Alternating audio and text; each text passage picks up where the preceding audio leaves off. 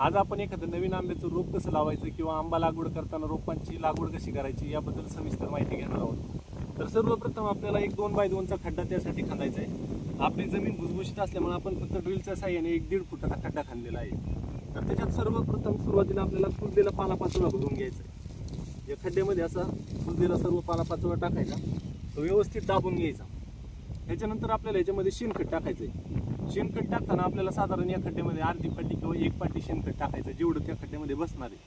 त्याच्यासोबत आपल्याला प्रति झाडाला 150 ग्रॅम सिंगल सुपर फॉस्फेट आणि NPK खतांपैकी आपल्याकडे कोणतं बी अवेलेबल असेल त्या खतापैकी 50 ग्रॅम सरकारी खत टाकायचं. हे सरकारी खत त्या शेणखतात व्यवस्थित असं मिसळून घ्यायचं. याच्यामध्ये आपण सिंगल सुपर फॉस्फेट आणि 24-24 हे खत वापरलेलं आहे. तर आता या अशा पद्धतीने हे खत या खड्ड्यामध्ये भरून घेऊ आपण आणि थोडंसं हे दाबून घ्यायचं. त्याच्यानंतर रोप निवडताना लक्षात ठेवायचं, सिंगल बाटा किंवा डबल बाटा अशा 2 प्रकारचे रोप यामध्ये अवेलेबल असतात नर्सरीमध्ये. तर आपण हे डबल बाटा म्हणजे डबल खोडाचं रोप आपण यासाठी निवडलेलं आहे. हे केशर जातीचं वाण आहे. हे असं काठीसहित असं जमिनीत ठेवायचं, या खड्ड्यामध्ये व्यवस्थित लावून घ्यायचं. पण हे लावताना आपल्याला ध्यानात ठेवायचं की हा जो कलम आहे, हा कलम आपला जमिनीच्या वरती राहिला पाहिजे, जेणेकरून आपल्या रोपाला बुरशी वगैरे ह्या कलमाच्या ठिकाणी लागणार नाही. त्या पद्धतीने आपल्याला खड्ड्यात शेणखत आणि मातीची लेवल करून घ्यायची. आता हा खड्डा थोडासा जास्त खोल झाल्यामुळे हे कलम माती आड जाणार आहे, त्यामुळे आपण खड्डा भरून घेऊ.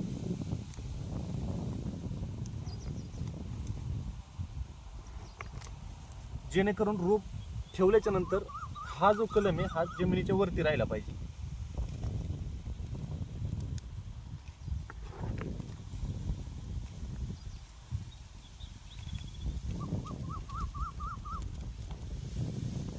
आता हे रोप ठेवल्याच्या नंतर याच्याकडे थोडीशी आपल्याला कोरडी माती साईडला भरून घ्यायची.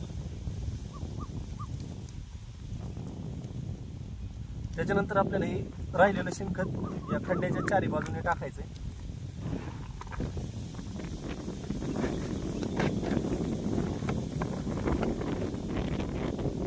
त्यानंतर आपल्याला ह्याच्या साईड माती लावून घ्यायची, जेणेकरून झाड वाऱ्याने किंवा कशाने पडणार नाही. अशा पद्धतीने रोप लावल्याच्या नंतर याच्या चारी बाजूची माती पायाने दाबून घ्यायची.